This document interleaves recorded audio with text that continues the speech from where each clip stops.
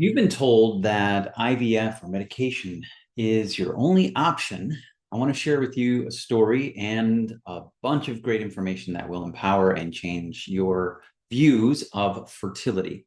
One that starts with food, detoxification, and a return to the basics of hormonal health. Years ago, I spent months in Monterrey, Mexico, with a large group of women who were all struggling with getting pregnant. And every single one of them followed a single program that we put together for them. And we had an amazing result, 100% success rate with this group. This is the foundation that I still use today when individuals come asking about fertility. And the thing is this isn't something that we're trying to fix. Fertility is something that actually is built from the inside out. And it starts with nourishing the body with the right things, cleansing the body of those things that aren't helping with the fertility and supporting your body's wisdom. So whether you're going to do IVF or whatever you're doing, the important thing to know is that you still need to fortify and strengthen your body because you want the baby to be as healthy as possible.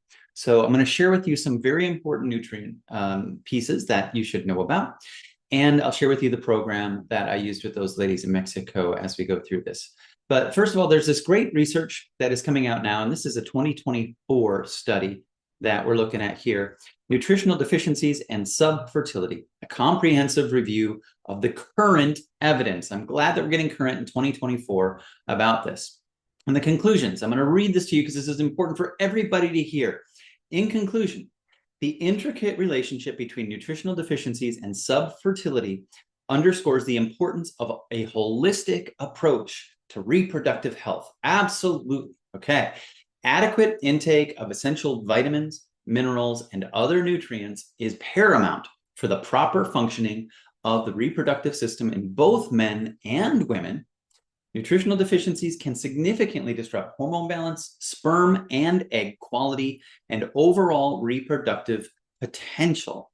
Addressing these deficiencies through dietary interventions, number one, of course, and supplementation can markedly improve fertility outcomes. The evidence presented in this review highlights the need for healthcare professionals to integrate nutritional assessment and guidance into fertility treatments. I couldn't say it better myself. We need to be focused on the nutrition. No matter what we're trying to do, it's a symptom if we are not having the things that other people are having, that something is missing. And oftentimes that is nutrition. And when we work with people in their fertility here in the clinic, we start months before they want to conceive. And that's really the goal, is making sure you're fortifying, because you want that baby to be as healthy as possible. So let me share with you one really important piece that so many practitioners that I know, holistic practitioners across the country, this is foundational for all of their fertility protocols, and it's wheat germ oil. In this American Journal of Obstetrics and Gynecology, they point out very clearly down here, number one, wheat germ oil, vitamin E, whole food vitamin E, appears to be of definite value and to have its greatest scope of usefulness in the prevention of repeated spontaneous abortions, for which no cause is obvious. We all know those people out there who've had these unfortunate and very sad experiences. And what if we could just bring some wheat germ oil in their life to make a huge difference for that? Now, let me share you a little history about wheat germ oil and why this might be relevant, more relevant than you realize. There's a gentleman named John Courtney, and years ago, he was the 30-year head of research and development for a company called Standard Process that grows their food on organic, regenerative farms, and they have been at the cutting edge of nutrition when it comes to a lot of things. But what he says here, it just tickles me, and I think everybody should hear these words that he says.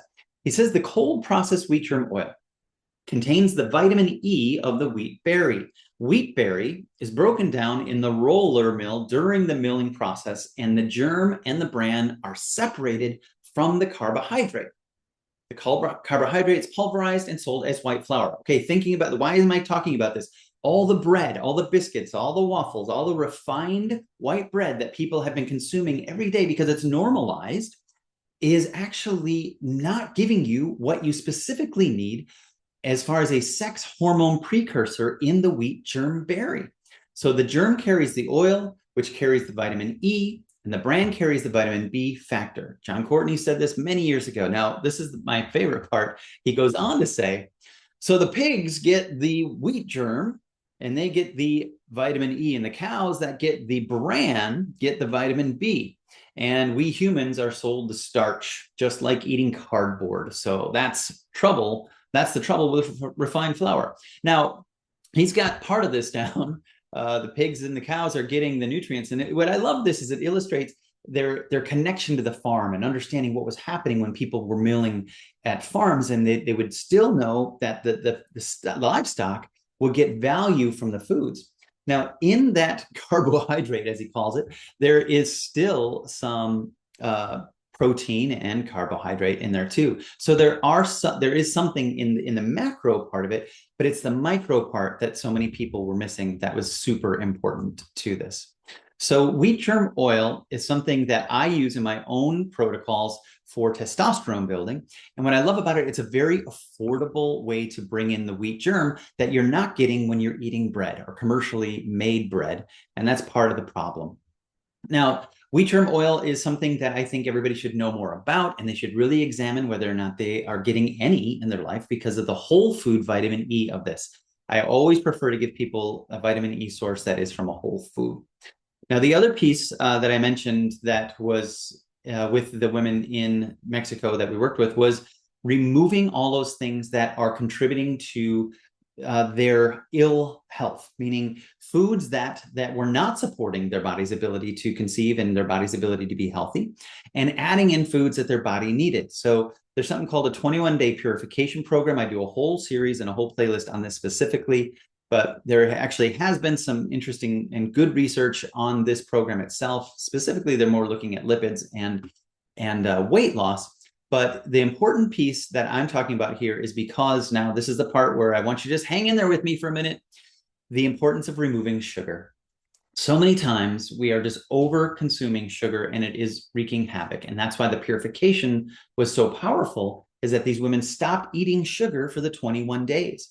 So there's a lot of information out there about sugar plus fertility, too sweet to conceive. And in fact, here's a very deep research study on the intake of sugar-sweetened beverages specifically and fecundability in North American preconception cohort. What's fecundability? It is defined as the probability of achieving a pregnancy within one menstrual cycle, or the ability to achieve a live birth from one's cycle exposure to the risk of pregnancy. So a couple things here. If you're going to, no matter how you're going after your fertility, make sure that you're supporting your body's ability to do things naturally. If it's not happening, just take some information that maybe you're missing some very important nutrients that the baby is going to need, and really examine and make sure that you're filling your diet with a lot of rich foods. There is one last thing I'm just going to share with you, just to kind of drop this and leave, because I want to give you as much information about this as possible. But there are herbs as well that you may want to investigate. And one of those herbs is chaste tree. As it says down here, it is shown to be beneficial in post-menstrual cases, and it can also contribute to treatment of infertility cases in both men and women. Chaste tree is a really powerful herb that we have been helping a lot of people with balancing their hormones here for years. And of course, if you're going to do it, make sure that it's from a good quality source. There are a lot of good quality sources out there, but this company, MediHerb, is the one that I know the most about and have had the greatest amount of clinical experience with that. Okay, thank you for watching this video. I just think it's important that we all know that there are things that have been really grossly missing from our standard American diet. And we really should take the time now to look and go, those things that have been missing are, though, if we bring those back in, how many of these health conditions that we're struggling with will no longer be an issue if we just make sure that our body has all the genuine pieces it needs.